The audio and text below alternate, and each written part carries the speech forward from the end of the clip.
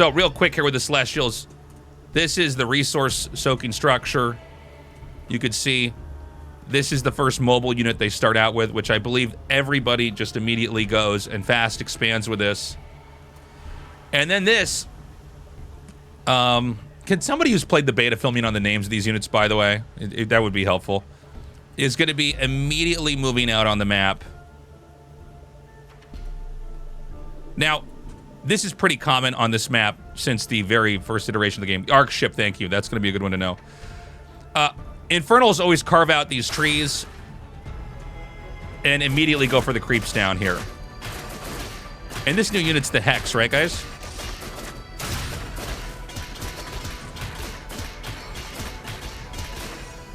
And so now you have these towers you want to capture after you've been in this position. And you're immediately trying to creep and move out on the map. Now, he actually sends one imp this way, I think, to take out the trees over here. At least I assume so. And Infernal is going to fast expand.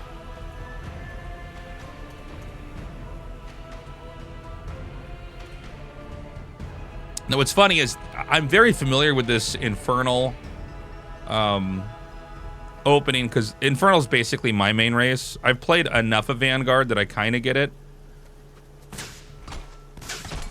Oh, is he going to kill this? I do wonder if this is being made simply because this builds faster than this can attack. He's basically making a farm over here. It's possible that a third base is supposed to be taken here.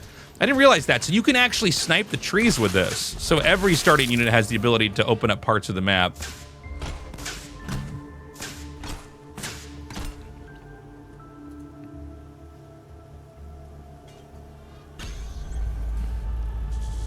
So we got some fiends coming in here to attack this. I know that this has its own attack. But does this structure have something? So this structure has some kind of smaller attack. I wonder if it can hit buildings and units, or just this. So the Arjunk's going to come up here and start to snipe this.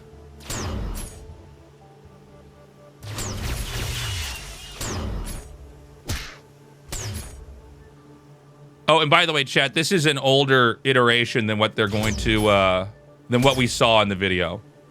Is the game sound too loud, chat? I can turn it down.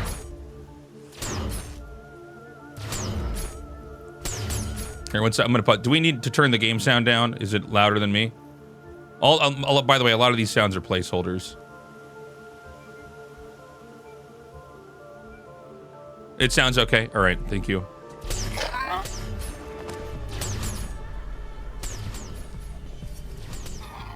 So we're getting infrastructure warped in here. Back at home theory. Oh, I'm sorry. I should have made this clear. Blue is partying and red is theory, guys. I'm a terrible caster.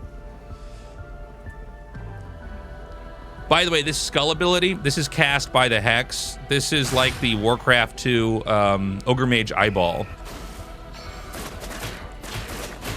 He's going to be careful. He's going to lose his Hex.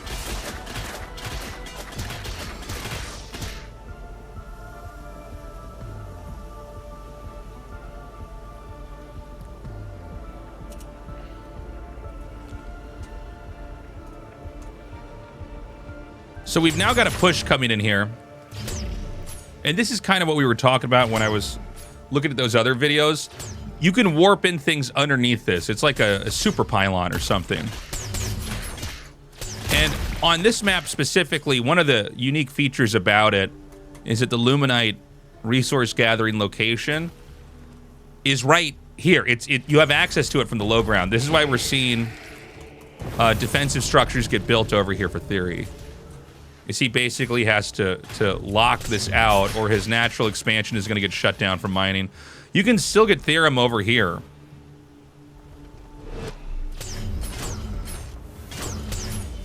And keep in mind, because this is a floating structure, you can see onto the high ground with it. So it's kind of like a pylon, but at the same time also like a floating, StarCraft 1 eBay or barracks that you would see on a push.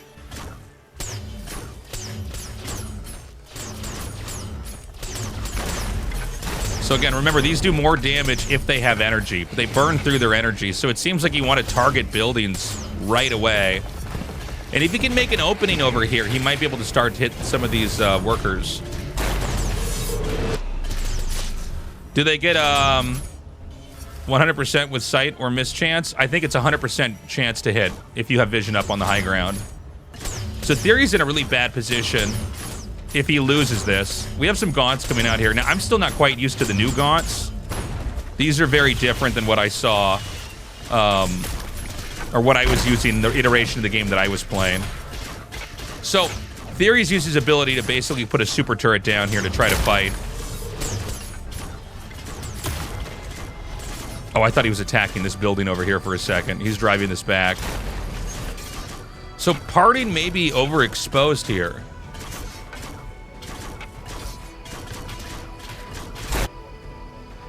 There is a third base being taken here. So both sides are up on 3 bases. Oh my god, he's got a 4th. So this is what I'm talking about. You start to take a lot of the map. It's kind of crazy.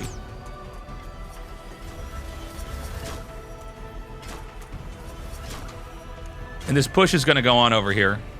I do like this. This is actually a pretty sick setup.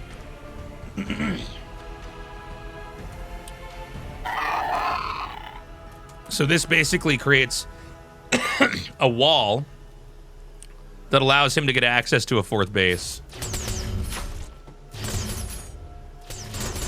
I think this is new, by the way, the fact that the creeps are sleeping. I don't know if there's going to be day and night in this game or not.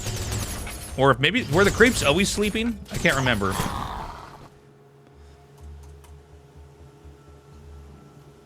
Obviously in Warcraft 3 you had day or night. Now, if we can go big picture here, you can see how fluid the position can be as long as you can keep this structure over here moving in and trying to punish.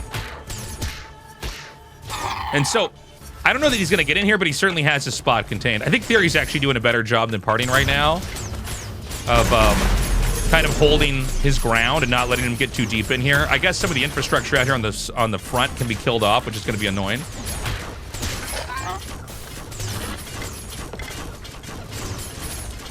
Theory seems to want to use this ability to call down the super turret to drive this back. It seems to work every time he does it. Theory, I see you in the chat, man.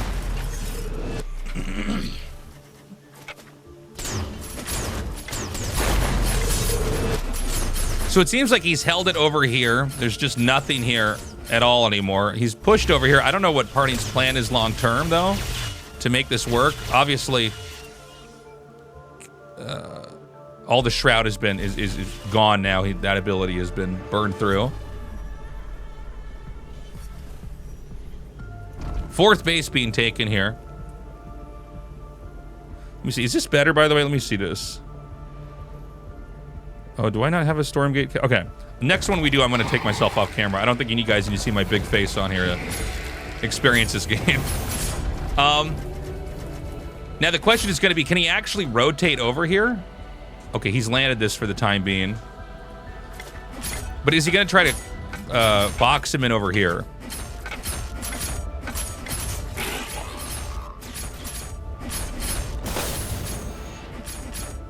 There's that detonate ability we were talking about here. So these are the Krees. And you can see when they get low enough on damage, they do detonate. Kind of like a Baneling, obviously not as devastating. Probably thank God for that.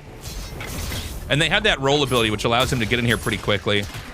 As far as a Kree and a Gaunt goes, I'm not actually sure which one wins 1 versus 1 in a fight.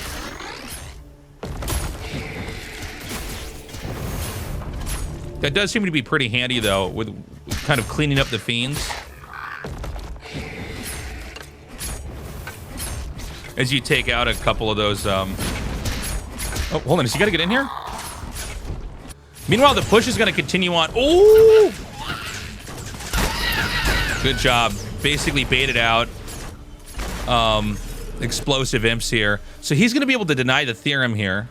Now the Theorem, there's actually a pretty decent amount both here and here. This one's actually not being mined from. I think it might be better for Theory to just abandon this for now and try to soak up here.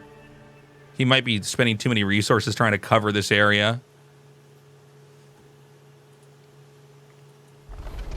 What is this thing? Is this that, what is this? I don't know what this is. There's something up here on this tree. Uh-oh. He's gonna lose his hex. Nicely done. Scanner like an observer. Sorry, chat. This is an exploratory cast here.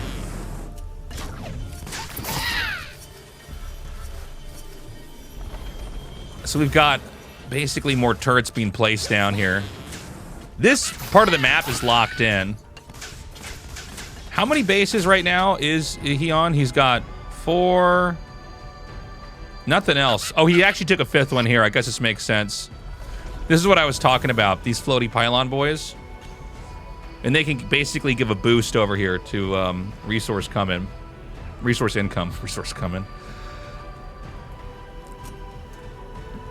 And so this is a situation in the few replays that I've seen where, like, this race just kind of gets the map. But at the same time, if you could get out on the map, I mean, a lot of these places aren't really defended, right? You know, these structures can attack, but the attack is, you know, it's not that crazy. So there's a possibility of a player, like, partying here, being in a position of the map like this, where it's like, this looks scary, but what if he's hit somewhere else? Okay, partying might actually break this. I kind of thought this would never happen. By the way, if you break in here, I think you can get in the main and win the game.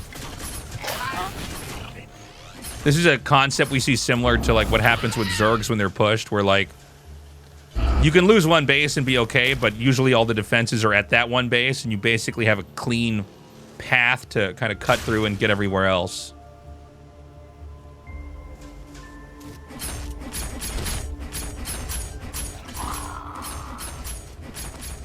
Okay, he's gonna pull this guy away. Nicely done. But if you look, all of the creep camps on the map are now going to the Celestial.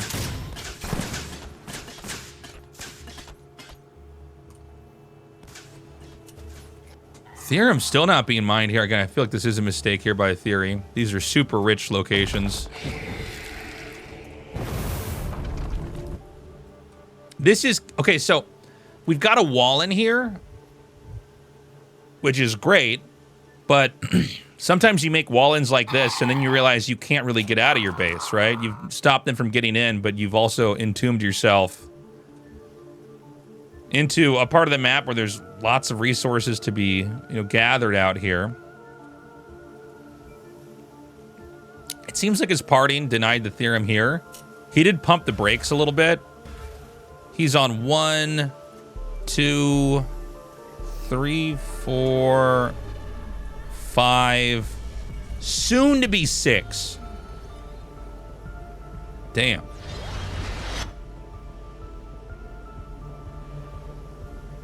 So, you know, this game started out as one where it was like about Theory surviving the attack, but now it's going to be about, can Theory retake control of the map here?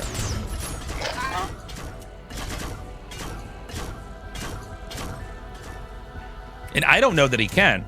He's going to have to cannibalize this position or this position to get out. This is the only place of entry, and there's really a no man's land that's been created in between here. Yeah, I don't know how he's going to get out. How fast how fast do those buildings collect resources compared to workers? I think less. I could be wrong, so don't take anything I'm saying as gospel here. I don't know much more than you guys. But it seems to me like you would actually have to just have more bases up to have the right amount of resources coming in, at least early on. There might be an alternative way to play where you have all these crystals boosting you. And, you know, you kind of... I don't know. I mean, we'll see if we have a game like that. I don't want to speculate too much while we're in the middle of this game, but there might be an alternative approach to it as well. So now these can't mine. The imps can't mind. He's going to send a couple more down here, but these could be denied again. And Parting's job is really easy. He just has to kind of maintain the status quo of this game. Nice snipe there. Whereas Theory has to figure out how to get control of the map. We don't have this base taken. I feel like I think the only bases that aren't in control of Parting is this one and this one. Even the Theorem is getting soaked up over here. So, like, yeah, he's even mining from this and returning this here. So, I mean, Parting has the whole map. This is another thing I think I had to wrap my head around when I was learning about this race, is that, like, I kind of thought Infernals were like Zerg. But it's like Celestials are like almost some kind of Protoss and even more of a Zerg, if that makes sense. Spinning blue hedgehog skin for the crate. That's actually not a bad idea. I missed this earlier, but I think of this unit as a Templar. I have this written down. What is this thing called? Sorry, chat. What is this unit called? Does anybody know?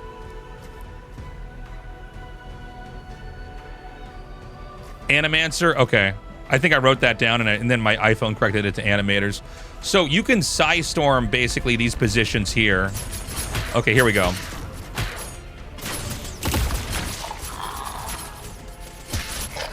So it's going to be hard to break into this. Looks like he does actually cut up some of the trees to try to make an entrance here. It's important to remember that with the trees on the map is a lot more malleable than you might initially think. Okay, he's going to scan over here. He's trying to see exactly how much is here. Is this the moment to attack? And these are going to be the Sabers. These are like Reavers. Although they don't shoot a Scarab, it's more like this, yeah, this sharp laser attack. And I think this is basically going to be a game where, like, he got far enough ahead by drinking up all the resources on the map that now this is kind of the closer. I think Theory almost has to hope for an overextension here.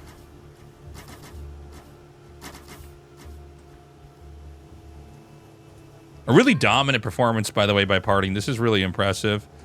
So now we have every spot on the map being taken. I mean, there's just not a location that's not being mined by the Celestials. And it's kind of crazy because... Well, hold on a second. We got a big attack coming up here. Yeah, I think this game's over. I'm not sure what exactly Theory did wrong.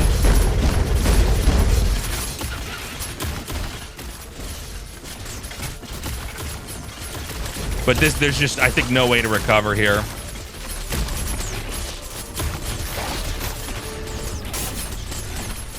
So this is just domination.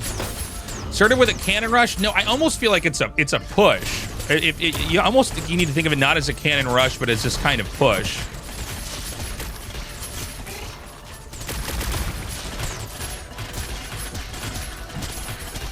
Yeah, I mean, you look at this position. If this thing dies, this game's over. So, I don't think there's any way to recover. I mean, my God. I do wonder if there's ways to rush or preempt the Celestials from the places they would expand to. I don't know.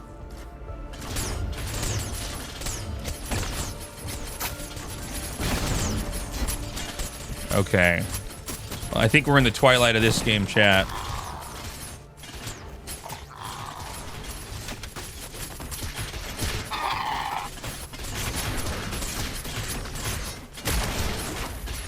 We've got the dragon out. I don't think there's any comeback mechanic here.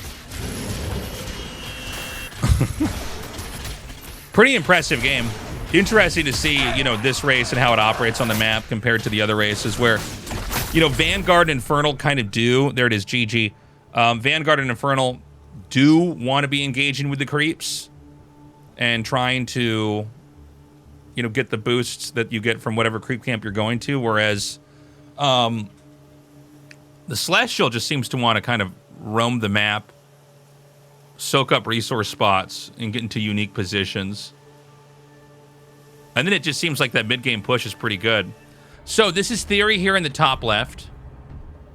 Well, I should really always go to the Celestials first because they start moving right away. This is Parting here in the bottom. This is a 4-player map, which does create a different set of decisions that you have to make right away. Obviously, fast expand, always the way to go here right at the start. But this is going to be a fast expand where it's not going to be in the organic, natural expansion, as we would call it, like the one right outside of your main. This one's taken over here. This map's new to me. So let me see if I'm understanding this correct. Okay, so this is like an older concept that came out in the early part of well, I guess the middle of StarCraft 1, but kind of halfway through before StarCraft 2 came out. The idea of giving you a free base in the back of your base. So that actually makes more sense. It's possible Parting could have elected to just go here and take this base, which is a little bit closer as far as travel distance, and then take this free one later, but there's probably a bunch of very specific reasons why he chose to do this. They're both next to each other, by the way, although I think either side, they don't really know that. I know I'm looking at this a little bit more from the Celestial side, but we've got the Hex coming through here. He's pretty low on HP, so he's gonna have to be careful to not lose that. Losing the Hex early on. By the way, this little skull boy here. This is the Scout, but you can alternatively use it to stun. He's got the Fiends coming here. Theory is like really good at creeping while just barely having any of his stuff alive. Like, look at this. Everything is like at 10% HP. It's actually kind of crazy. He just uses each Fiend that he gets. Because remember, you know, I think for what a lot of people saw... Where did the Hex go? He's hiding behind this tree. For what a lot of people saw in the game, it was the Gaunts that were spawning the Fiends early on. Now it's the Hex. So there's a little bit more at stake here for the Infernals. That, you know, they can actually bungle the start pretty easily. Now... we have a turret being placed down here for Parting. He's going to be covering this area. Obviously, if they're this close, you kind of have to try to defend over here. Meanwhile, okay, he actually took this too. This is so hard to keep up with Celestial. So there's actually 1, 2, well, soon to be the second one over here. 3, 4 bases already. This is 3 minutes into the game, and we have 4 resource locations being taken from. So just for some perspective for everybody, we've never had anything in StarCraft or Warcraft. I mean, obviously not in Warcraft because of the way that game works, but people growing at this rate.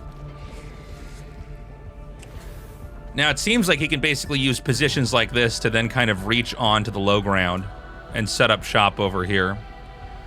Now, who's ahead in this position? I don't actually know. You got to remember that, you know, Infernals are still creeping. They're still doing damage. And, you know, they're getting resources in that sense as well as boosts over there. Now, here comes that push. I feel like this was even a little bit quicker than the last game. We've got Gaunts out here, which are basically the anti-air. And I think it's extremely important here that, you know, you don't let the Celestial set up shop out there. Now, he's got to be careful. Everything here is very low on HP.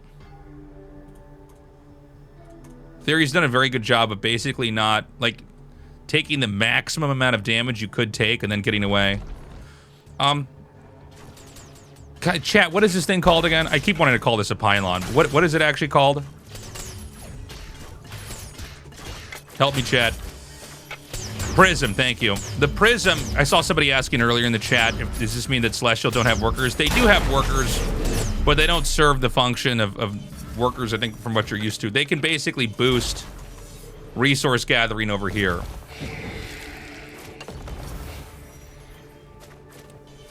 So, this is where the push is going to come into play here.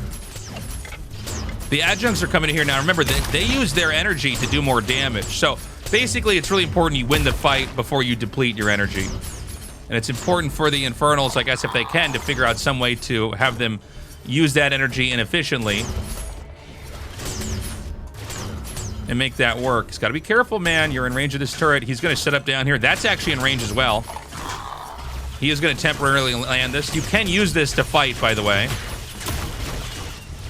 But this is a bit of a double-edged sword here. I mean, if this is out for too long, yeah. So he just wants to use that to take some HP damage and then kind of move to a safer location. So yeah, these prisms give you a resource gathering boost. Does he have them anywhere else? It doesn't seem like it. No. You also used him to get Theorem over here, as you guys can already see.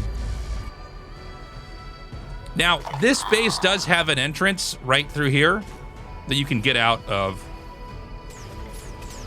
So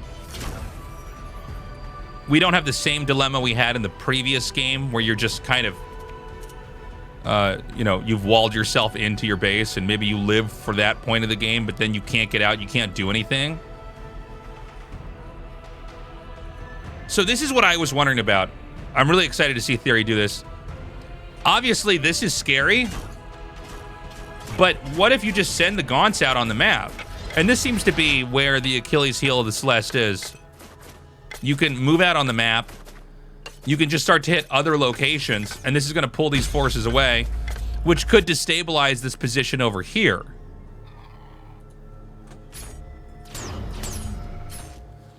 Can the Celestial building heal? I actually don't know, Savory. I'm sorry. It doesn't seem to me that this faction has a kind of repair function on it. The energy can be rejuvenated via these structures here, but as far as I can tell,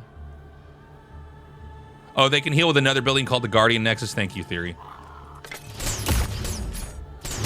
Does seem like the Gaunts are a little bit weak to the adjuncts. We've got Kreese coming out here. Oh, the axe!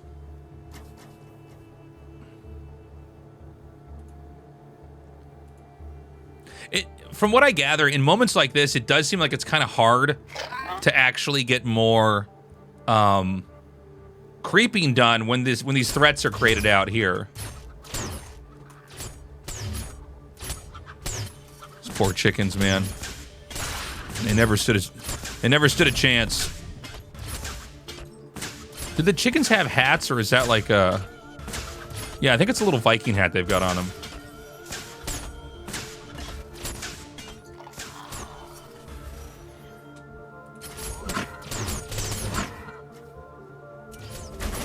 So now it seems like the roles have switched here. Because the push has been stopped, at least for now, at least for over here,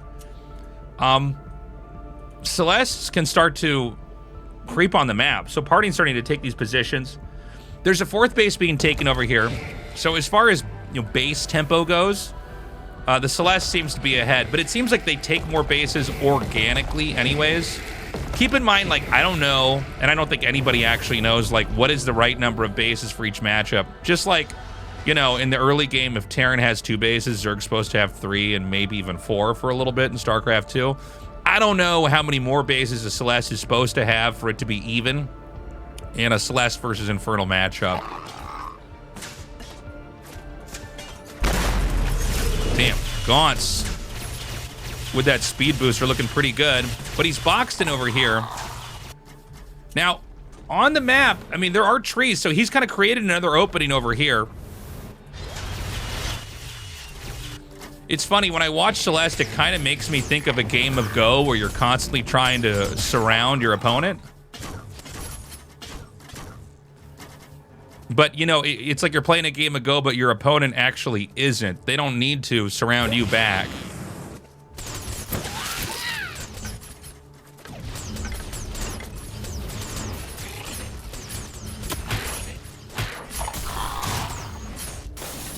So this, if I see the game correctly, this should be the final frontier. I don't think you can get out of these trees over here.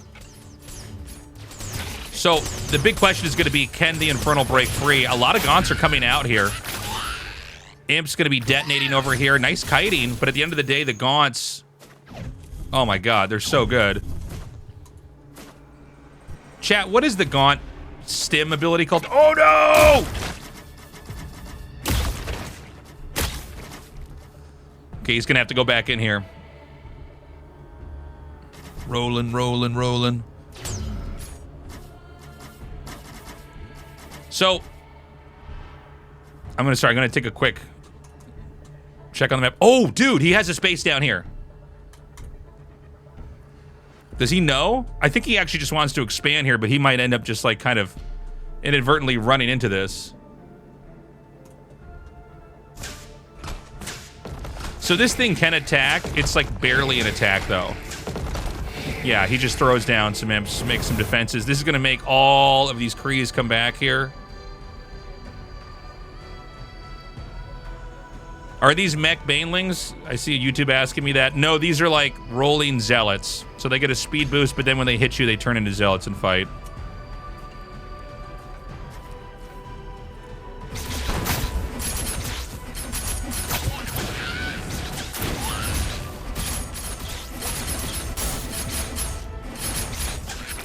So this base is going to fall.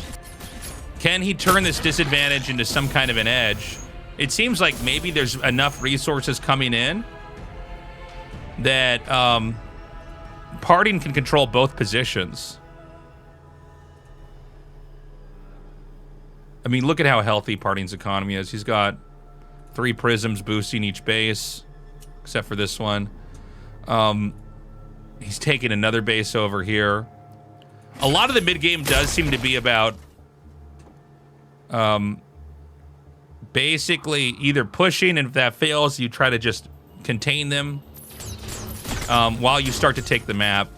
I will say, from theory, I would like to see some drops a little bit earlier here. Oh my god.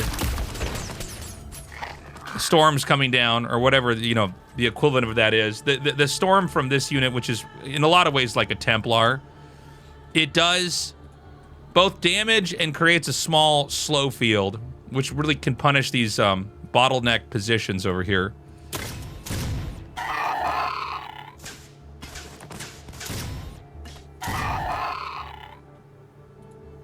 Oh my god, Parting's so good with this race. I believe Parting is still an Infernal main, which is interesting. A lot of people are basically saying Parting's the best.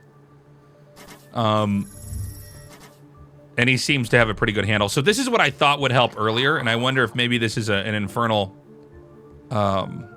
technique that could be used more effectively, is trying to unload Gaunts and drop somewhere else. Meanwhile, man, Parting, and this is the real dilemma here for Infernal, is like, how do you've got to stop them from taking the whole map. It's crazy.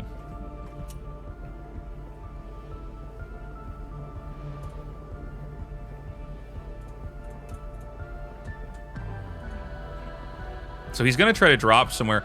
The issue, I think, for how far along this game is that there's, like, so much of the map that Celeste has. It's like, well, I mean, you can almost afford to make a couple pretty egregious errors, a couple of blunders on the board, and probably still be ahead, right? Now, he's dropped the imps, but, I mean, there's nothing to really kind of Baneling drop, so to speak, down here.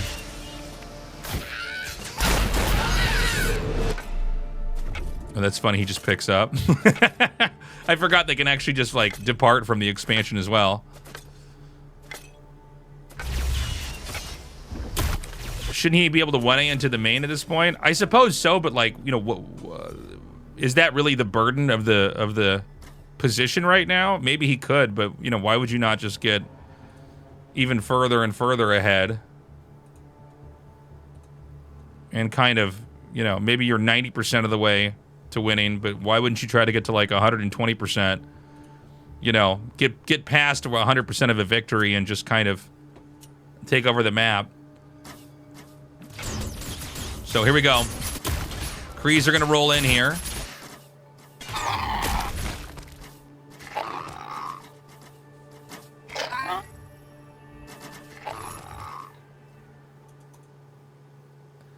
I don't know, man. I think this is going to be the point where he's just going to get flattened.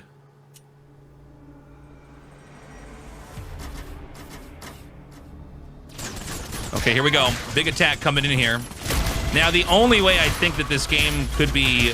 Oh, okay, here we go. We haven't actually talked about these guys yet. Let me check my phone. What are these things called again? These are sights. And so they do damage the closer they are. When they get hit immediately, they become temporarily invulnerable, but can still absorb shots. And yeah, you can see when they get right on top of stuff, the damage is overwhelming. Infernal, kind of a tanky race when it comes to their defensive structures. A little bit hard to bust. A little bit like a StarCraft 1 Zerg. But, I mean, I think this position's broken. And keep in mind, if this position is cracked open, it's not too far away from here. Which is where, you know, the rest of the infrastructure is. I guess this is kind of truly the infrastructure hotspot, but I think you get what I'm saying.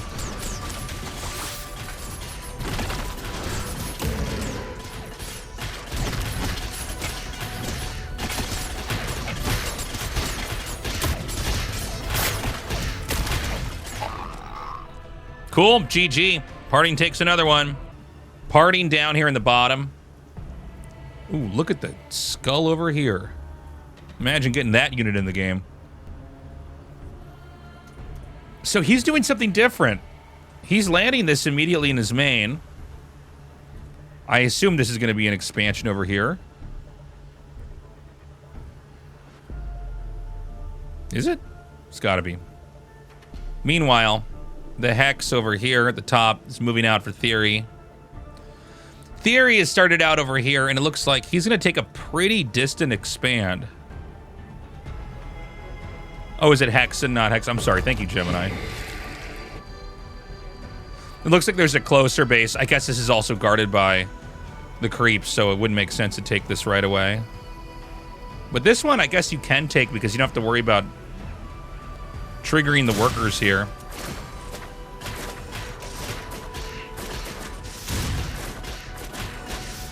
Theory is so good with his control for these creeps. Look at this. He just barely...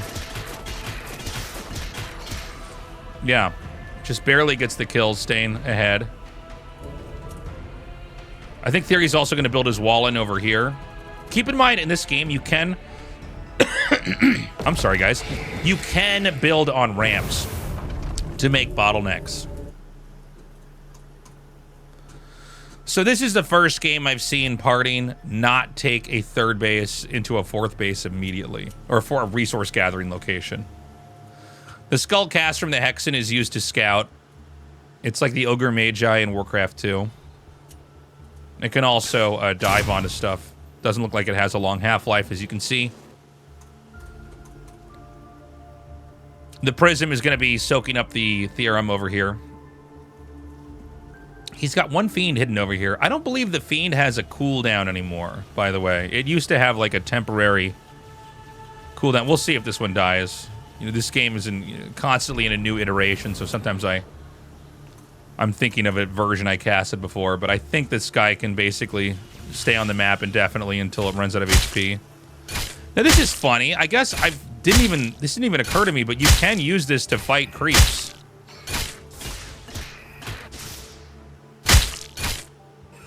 Ooh, that sound effect is killing my ears. I'm going to go over here. So, Theory just kind of staying out here and trying to do damage.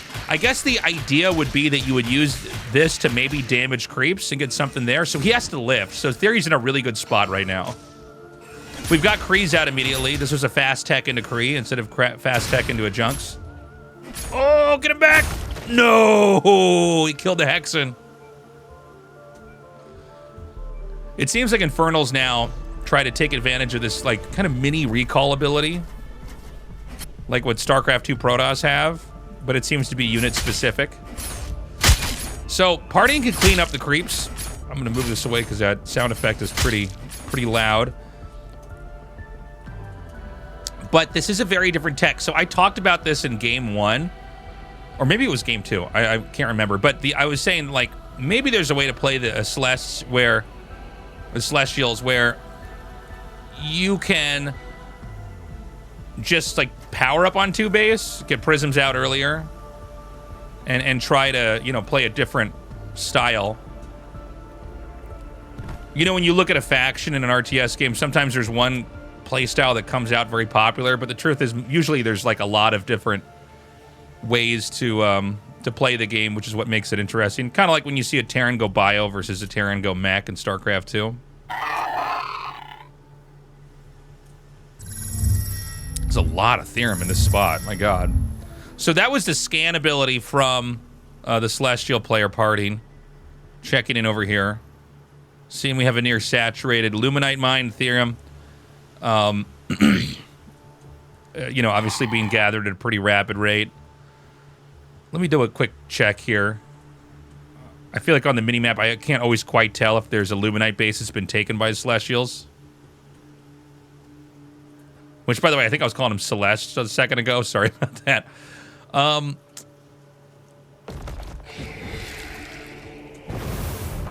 Okay.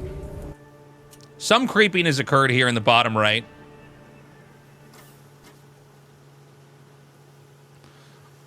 Are maps mirrored? I think some are, some are not. It is very easy to make a mirrored map in this map editor, Perky.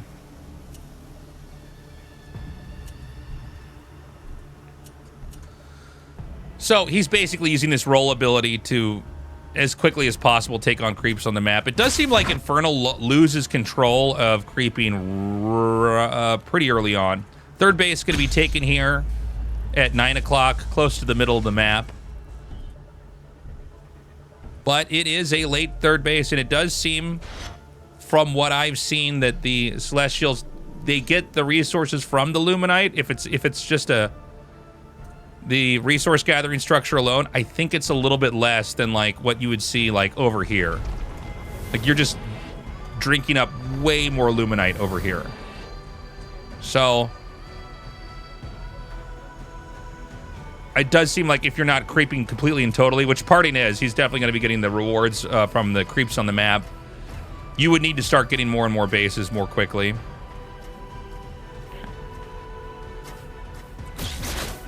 Wow, that just kills stuff so fast. That's insane. I see a lot of people in chat ask if there are heroes. There are not. There are hero-like units, even like the... well, this building's not being used for the push, but this building does almost feel like a hero in its own right. The Hexen is sort of like a hero, but it doesn't like, you know, it's not picking up items. There's no shops on the map. It's pretty weak. Oh my god. Oh. This is right as the third base is going to be taken. We've got Spriggans. So the Spriggans can just kill these Krees.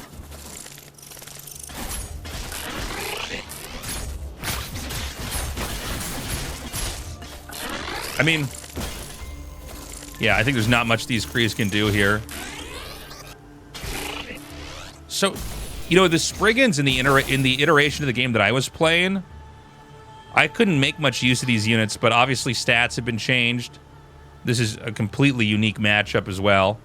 So maybe they can do something. I think they're inspired by the Mutalisk. By the way, I got to do a quick map check here. This is something that's going to take me a while to get the hang of because there's so much of the map being taken. If you look at all these little blue dots, these are all towers under the control of Parting. I mean, he almost has all of them. So it's going to be a little bit of cleanup work here for Theory to get back out on the map and try to do some damage.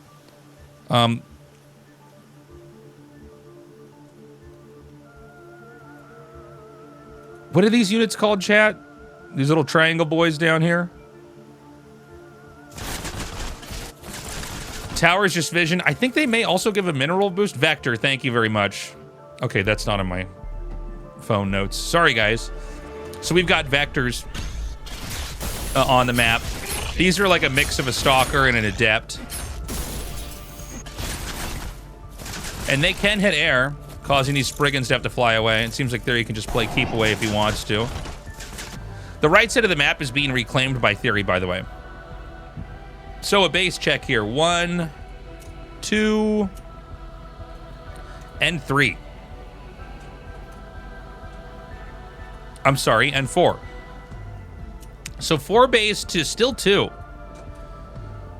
Now, 2 base Spriggans does seem like it would eat up your economy a little bit differently. Kind of like you see in StarCraft 2 when they go 2 base Muta, like in ZVZ.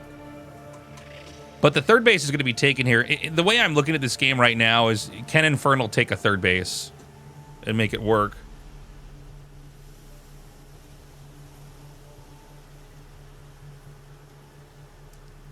I see YouTube chat asking me why they don't have workers.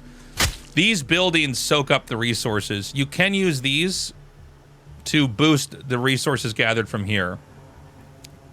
Like you can see these 3 right here. 1, I can't click 1. I can't click 2, 3. I can do this. You get it. Those 3 guys are going to boost that location. But not all of these bases have the boost coming in.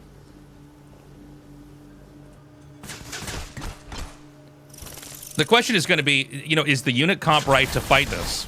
Spriggans, okay, clearly there are enough Spriggans that even with good kiting, he can do this. But hold on. A couple more are going to come up here.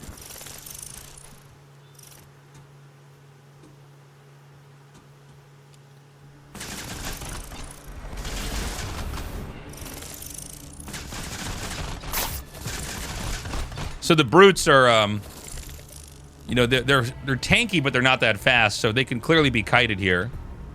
Thank you for the raid, Artosis. What's up, everybody? Hope you had a good stream. Guys, everybody, this is Parting versus Theory. 2 of the very best Stormgate players in the world.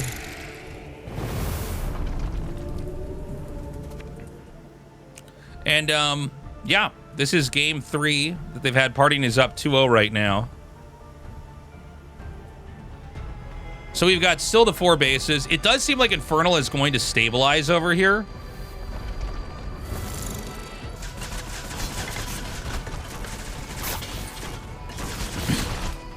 And I don't know how much more can be done. He's going to be able to take the Theorem out here.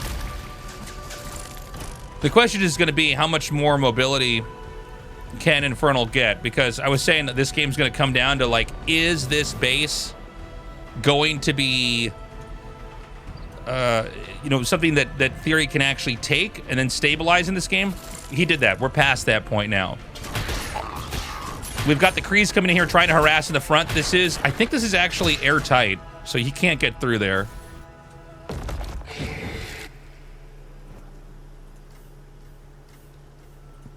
Theory having to play a really patient game. Thank you for the sub, Freud and Jung. I appreciate you.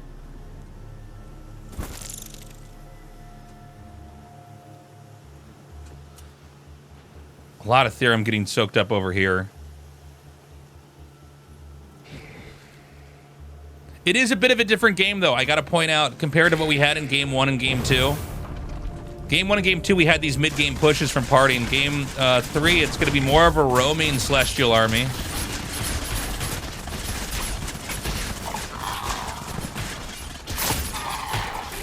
And who's actually taking this? The Spriggans are looking pretty good. The Krees can do quite a bit of damage, but I mean, they're going to kill workers. You're kind of trading army for workers. Some of the imps are going to be detonating right on top of that.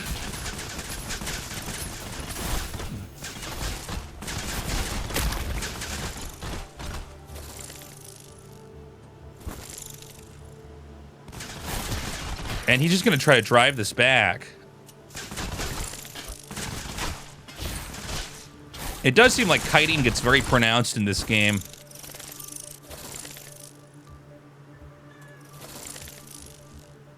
Now, meanwhile, we have more bases being taken here. Oh my god.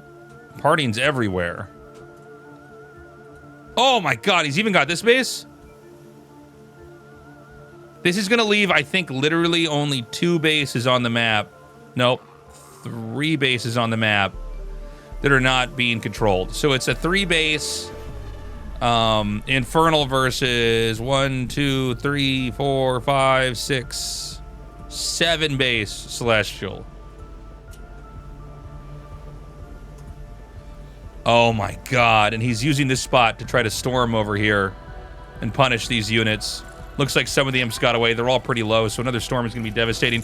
Keep in mind the Celestials have basically like a StarCraft 1 or 2 scan. So you can scan and then storm, and that's going to pair really nicely.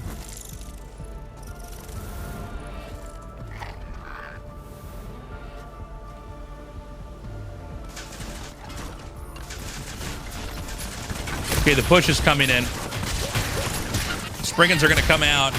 Imps are being triggered, but they're not going to be connecting with any of their targets.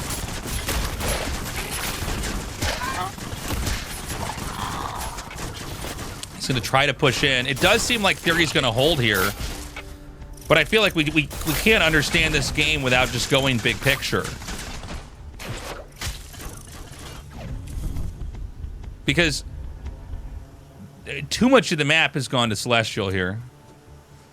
Supposedly, Parting is the best Celestial player, although I don't know that he is necessarily a Celestial main. If it had to be competitive, I think he's still Infernal. I think we need to get a couple of Parting clones and see what a Parting Celestial versus a Parting Infernal would look like.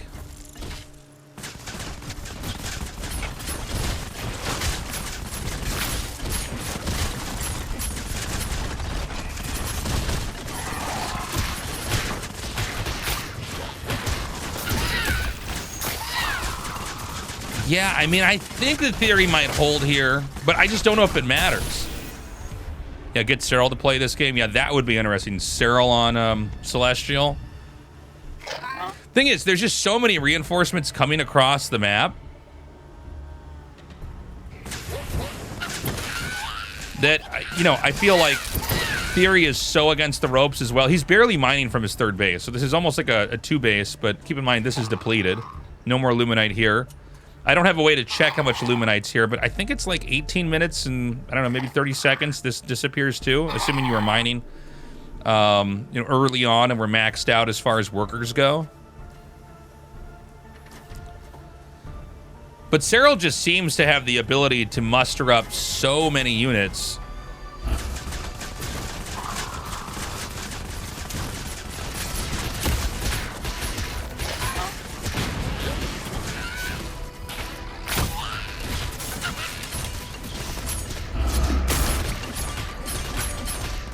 Another push in. I mean, just the amount of stuff that's coming across the map is crazy. Did I say Cyril? I'm sorry, I meant Party. I don't know what's going on. Sometimes that happens. I do read chat, and then I just, like, say what the person in chat says instead of what I was supposed to say.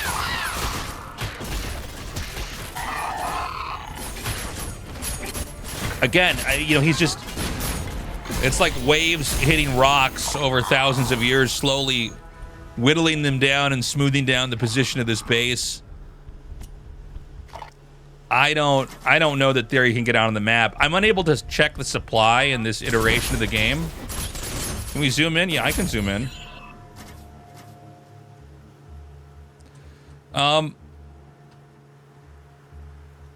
Yeah, I can't check supply, but I have to imagine that the disparity is comical at this point in time here. By the way, I don't know how well you guys can hear the music, but I kind of dig the Celestial soundtrack. Okay, this probably could have happened a while ago earlier. I didn't realize how open this map was. You could just go in here.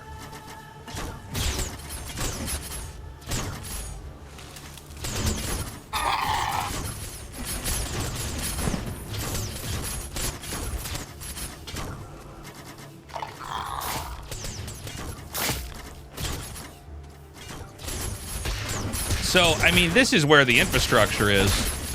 If he takes this out, it's going to be devastating. There's even more units rallied out here. I mean, the production facilities must be completely out of hand. Oh my god. Okay.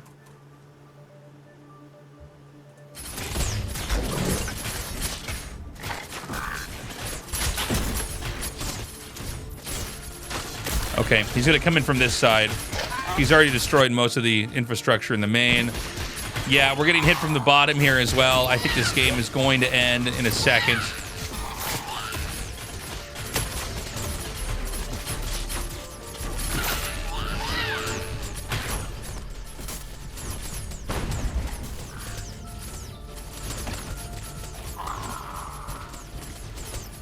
I think we're basically at the very end of this match.